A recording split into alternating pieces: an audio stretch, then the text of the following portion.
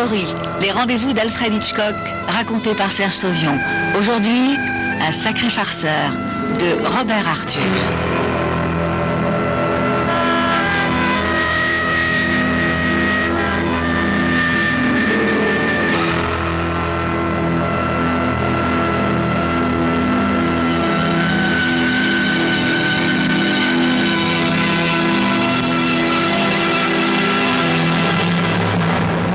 L'idée est venue de Bradley. Peut-être parce que c'est une nuit vraiment morne. Peut-être aussi parce que la pièce du bureau central de la police où se réunissent les reporters chargés des faits divers est vraiment sordide.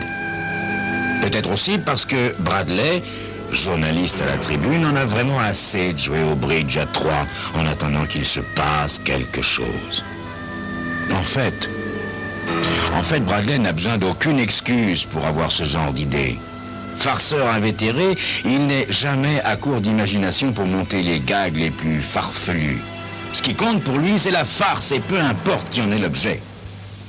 « J'ai une idée », dit-il donc en jetant ses cartes sur la table. « On va jouer un tour au vieux Pop. » Pop Anderson est employé au service de nuit de la morgue, au sous-sol de l'immeuble. C'est un homme au geste lent, à l'esprit encore plus lent et qui a largement franchi le cap des 70 ans. On aurait dû le mettre à la retraite depuis longtemps, mais il a des charges de famille, une femme malade, et on va pas loin avec une retraite de petit employé. Alors, comme son travail n'a rien de difficile, ses supérieurs ferment les yeux sur son âge et lui permettent de continuer. Mais quel genre de tour on va lui faire ? Demande Furness, un grand maigre journaliste au Record. Bradley s'explique avec enthousiasme, mais Furness secoue la tête. « Moi, j'aime pas ça du tout. Le vieux Pop n'est pas bien malin. Laisse-le donc tranquille. » Morgan, du Chronicle, est d'humeur beaucoup plus accommodante. D'ailleurs, après 2 ou 3 verres, il ne sait plus refuser quoi que ce soit à qui que ce soit.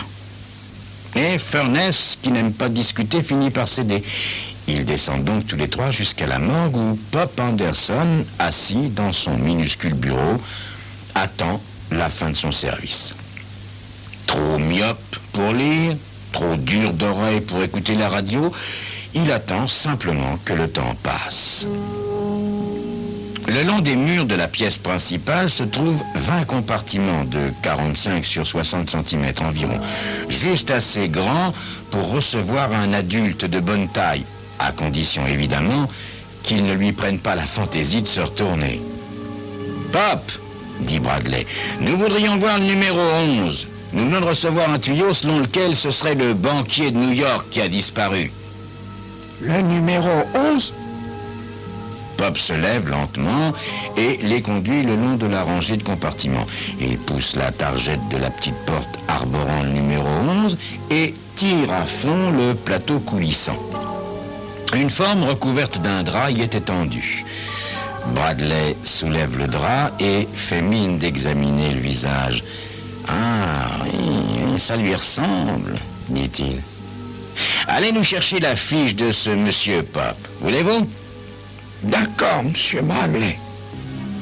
Le gardien s'éloigne de son pas pesant. Bradley cligne de l'œil à Furness qui suit Pop dans son bureau.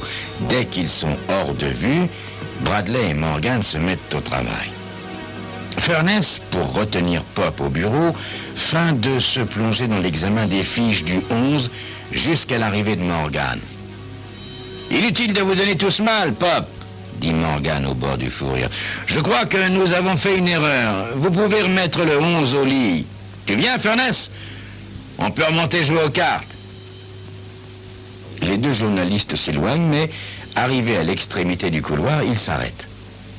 Pop, méthodiquement, patiemment, range les documents dans leur dossier, puis il regagne la grande salle de la morgue, se dirige vers le compartiment ouvert au plateau toujours tiré. Il est à environ 4 mètres de la forme allongée lorsque le drap se met à bouger et qu'un grognement théâtral en émerge. Puis la forme s'assied lentement et le linge blanc tombe d'un visage que la pénombre et la myopie du vieillard ne lui permettent pas d'identifier comme étant celui de Bradley. Où suis-je? Demande le reporter d'une voix caverneuse. Que m'avez-vous fait? Pop Anderson s'immobilise, puis porte une main tremblante à sa bouche lorsque Bradley lève un bras entortillé dans le drap et le braque sur lui, menaçant. Vous, que m'avez-vous fait? Vous avez essayé de me tuer, n'est-ce pas? Répondez! Un moment, Pop Anderson reste figé, suffoquant, le souffle coupé, puis traînant les pieds plus vite qu'il ne l'a fait depuis 20 ans, il se hâte vers l'escalier. Bonté divine, il est vivant. Brigadier Robert, venez vite, un des cadavres est vivant. Haletant, il passe à côté de Furness et Morgan et grimpe l'escalier pour aller trouver le brigadier de service. Avec un rire contenu, Bradley saute à terre, rejette à l'intérieur du compartiment 11 le drap qu'il recouvrait et claque la porte. « Venez, vous autres !» glousse-t-il en joignant ses deux complices. « Vite, vite, prenons l'autre escalier avant que le brigadier descende. Il n'y a pas pire rabat-joie que lui et il va être furieux !» Ils sont tous trois de retour dans la salle de presse lorsqu'ils entendent dans le couloir les pas du brigadier puis la voix de Pop. Il s'est assis, brigadier. Je vous dis qu'il s'est assis, qu'il m'a regardé et... Les voix s'éteignent lorsqu'au bout du couloir, Pop et le brigadier prennent l'escalier qui descend à la morgue. Bradley s'écroule de rire dans son fauteuil. Morgan a un petit gloussement embarrassé qui s'arrête bien vite. Quant à Furness, lui, il s'en veut d'avoir participé à cette mascarade. Il allume une cigarette qu'il éteint presque aussitôt. 3 minutes plus tard, le brigadier est de retour. Il s'arrête devant la salle de presse et leur jette un regard furibond. Bande de rigolos! Ça vous amuse tant que ça de vous en prendre à ce pauvre vieux? Et il regagne son bureau en faisant bruyamment claquer la porte. Oh, la tête du brigadier, dit Bradley en se tordant de rire. Celle-là, il est pas prêt de l'oublier. Mais quoi? Qu'est-ce qu'il y a? Qu'est-ce que vous avez là? Qu'est-ce qu'il y a? Demande-t-il en voyant que Furness et Morgan ne l'imitent pas. Les farces vous font plus rire?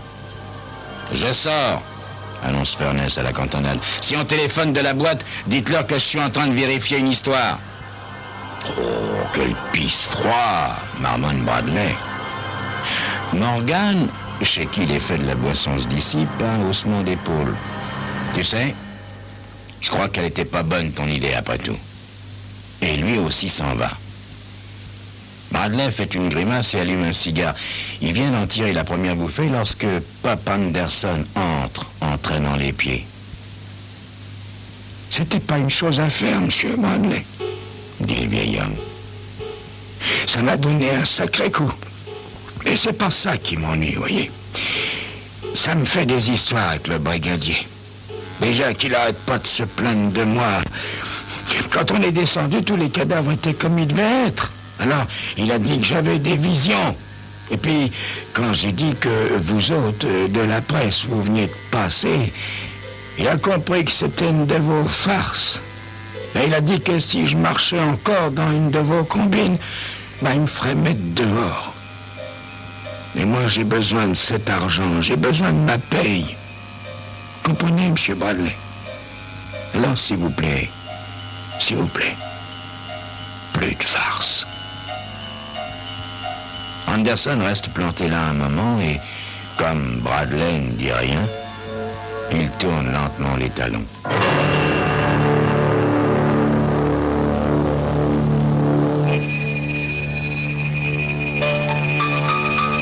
Cet incorrigible farceur de Bradley s'amendra-t-il enfin? Mettra-t-il un peu de sagesse dans sa vie? Peut-être. Peut-être pas. Mais vous en saurez plus dans quelques instants. La belle humeur de Bradley s'est envolée. Il téléphone à son journal pour annoncer qu'il rentre chez lui, puis sort à son tour. Une fois dehors, dans le froid et l'obscurité, il hésite. Il boirait bien quelque chose. dit-il à mi-voix. Mais il n'a pas envie de se retrouver nez à nez avec Furness ou Morgan. Alors il choisit un petit bar du quartier des Docks que ne fréquente aucun membre de la bande des journalistes. L'endroit est exigu et sale, mais le whisky n'est pas vraiment mauvais. Après son 3e verre, Bradley retrouve son entrain. Et l'incorrigible farceur médite bientôt un autre tour pendable. Car qu'est-ce qu'une soirée sans une bonne blague, une bonne rigolade, hein? Oh diable, Morgan et Furness, c'est rabat-joie. Bradley regarde autour de lui, il est 2 heures du matin et le bar est presque vide. Il n'y a que lui, le barman et un petit bonhomme par cheminée qui, un pied sur la barre de cuivre du comptoir, boit une bière d'un air rêveur. Avec son visage jovial, le barman a l'air d'un homme à qui le rire doit venir facilement. Et le petit bonhomme serait bien obligé d'en faire autant. D'ailleurs, que pourrait-il faire d'autre, hein? Il n'a que la peau sur les os. Bradley a un petit rire étouffé en se baissant pour relasser sa chaussure. D'une main preste, il glisse une allumette entre la semelle et l'empeigne du soulier de sa victime. Il l'allume, puis se redresse et commande un autre whisky. Pendant que le barman le sert, il lui fait un clin d'œil et désigne d'un signe de tête l'autre client. « Vous allez voir », chuchote-t-il. Le barman ouvre de grands yeux, surpris, et Bradley se mord l'intérieur des choux pour ne pas éclater de rire. Et ce qu'il attendait arrive. Le petit bonhomme pousse un hurlement et fait un bond en arrière. À cloche-pied, de la main, il donne de grands coups sur l'allumette enflammée. Bradley laisse alors fuser un rire sonore, quêtant du regard l'approbation du barman. Mais à partir de ce moment-là, voyez-vous, plus rien ne se passe comme l'avait prévu Bradley. Le petit homme pose le pied par terre et se tourne vers le journaliste avec un grondement menaçant. « Espèce de fils de... » dit-il succinctement, sans se donner la peine d'achever. Puis, il frappe, vite et sec. Le coup atteint Bradley au moment où il tournait la tête en plein sur la bouche, lui écrasant les lèvres contre ses dents. Il chancelle, tombe à la renverse et son coup heurte bruyamment la barre de cuivre du comptoir. Il a tout juste le temps de sentir un affreux craquement quelque part à la base de son crâne. Puis, toutes les lumières s'éteignent pour lui. Le petit homme le fixe d'un air mauvais. « Quelle andouille! Me faire ça à moi, Kid Wilkins !» Le barman passe de l'autre côté du comptoir en s'essuyant les mains sur son tablier sale. « T'as vraiment tapé dur, Kid ?» dit-il d'un air soucieux. « Bah quoi, juste un petit direct du gauche sur la bouche, de quoi lui faire sauter une dent ou deux. La prochaine fois, il réfléchira un peu avant de faire ce genre de farce. » Le barman a maintenant l'air franchement inquiet. « Kid, regarde sa tête. Elle est drôlement de travers. Tu crois que... » Sans achever sa phrase, il s'accroupit, cherche le pouls de Bradley et lui passe la main sous la chemise. Et alors son visage rougeau devient couleur mastic. « Il est mort, Kid. Aussi mort qu'un hareng congelé. » Le petit bonhomme se passe rapidement la langue sur les lèvres. « Mort? Mais enfin quoi, j'ai pas cogné suffisamment fort pour le tuer. D'ailleurs, c'est un accident, hein, tu comprends, c'est un accident. » D'un pas rapide, le barman va jusqu'à la porte, la verrouille et baisse le rideau de fer. Puis, il revient près de Bradley et entreprend de lui fouiller les poches. « Ça sent mauvais, Kid. J'ai déjà bien assez de démêler avec les flics sans avoir de cadavre chez moi. Et toi, t'as déjà écopé de 2 condamnations pour voie de fait. Ça va, dit Kid Wilkins. J'ai le sang chaud et je sais me servir de mes poings, c'est tout. Qu'est-ce qu'on va faire maintenant, hein? Qu'est-ce qu'on va faire? » Le barman passe en vue les papiers contenus dans le portefeuille de Bradley et pâlit encore d'un ton. « Kid, ce crétin est un journaliste de la Tribune. C'est presque aussi moche que d'avoir tué un flic. Faut le sortir d'ici vite fait, hein, vite fait. Là-bas, sur les docks, on le balancera à la flotte. Quand on le retrouvera, on croira qu'il était bourré et qu'il est mal tombé. » Le petit homme retrouve son assurance. « Ouais, y a que ça à faire, t'as raison. Et puis on va prendre tout ce qu'il a sur lui. Ça fera traîner l'enquête. » Un moment plus tard, les 2 hommes soutiennent Bradley entre eux comme un ivrogne incapable de marcher et sortent tranquillement dans la nuit. Bradley reprend conscience brusquement. Enfin, une semi-conscience plus exactement. Tout juste de quoi se rendre compte qu'il est encore vivant. Il essaie de remuer, mais ses muscles refusent de lui obéir. Pourtant, il ne ressent aucune sensation de douleur. D'ailleurs, il n'éprouve même aucune sensation du tout. Et puis il se souvient. Et la panique l'envahit. C'est mon cou, se dit-il. Cette vertèbre que je m'étais faussée à l'école en jouant au football. Voilà que je me la suis tordue encore une fois. Dire qu'à l'époque, je suis resté 2 mois au lit sans pouvoir bouger. Mais cette fois, j'ai bien l'impression que c'est pire. Le choc a été plus rude. J'ai entendu un craquement dans ma tête, j'en suis sûr. Puis, il perçoit une voix faible, qui semble venir de très loin. « Ok, il est bien à vous, » dit la voix. « On l'a trouvé du côté des docks. Il a dû recevoir un coup en pleine figure. Il était déjà froid lorsque l'interne est arrivé près de lui. Fait pas bon être étendu dehors par une nuit aussi glaciale. Le médecin de service n'a pas senti le pouls ni de battement de cœur, alors il vous l'a envoyé. Aucun papier d'identité sur lui. Couchez-le et soignez-le bien. On fera l'autopsie demain. » Et la voix s'éteint. Bradley sent qu'on le soulève, qu'on le déplace. Il y a un déclic dans son cou et tout à coup, il peut ouvrir les yeux comme si quelque pression sur un nerf vital se trouvait soudain allégée. Même s'il n'est que partiellement conscient, ce qui l'entoure lui est assez familier pour qu'il le reconnaisse. « Pop !» murmure-t-il. « Pop Anderson !» Sans prêter attention à la voix, le vieillard achève de bien disposer les bras et les jambes de Bradley. « Pop !» répète Bradley, un peu plus fort cette fois. « Pop, je suis vivant !» Pop, qui était penché, se retourne en fronçant les sourcils. Mais son visage n'exprime aucune réaction particulière. Au prix d'un effort surhumain, Bradley renouvelle sa tentative. « Pop ! Pop, c'est moi, Bradley. Je suis vivant. Vite, un docteur. » Cette fois, Pop Anderson a vraiment entendu. Et il a l'air carrément terrifié. Penché sur Bradley, il le dévisage avec des yeux grands comme des soucoupes. « Monsieur Bradley, ça alors ? Je vous avais pas reconnu avec votre figure tout enflée. Personne vous a reconnu. » « Vous occupez pas de ça, » chuchote Bradley, épuisé par l'effort que lui coûte chaque syllabe. « Pop, je suis vivant. Appelez vite un médecin. Vite, et sortez-moi d'ici. » Pop Anderson hésite, troublé et indécis. Puis il s'empare d'un drap et le déplie soigneusement. « Monsieur Bradley, je vous ai dit que je voulais plus de ces blagues. Mais 2 fois la même nuit, c'est vraiment trop, monsieur Bradley. » Avec des gestes lents et précis, il étend le drap sur le corps allongé et poursuit d'une voix géniarde.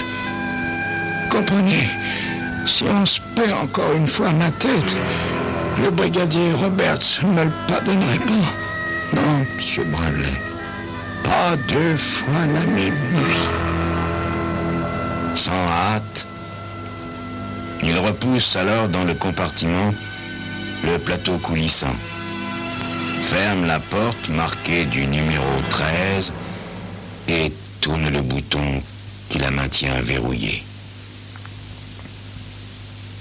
Et puis, de son pas lourd et traînant, il regagne son bureau, où il attendra patiemment l'heure de s'en aller.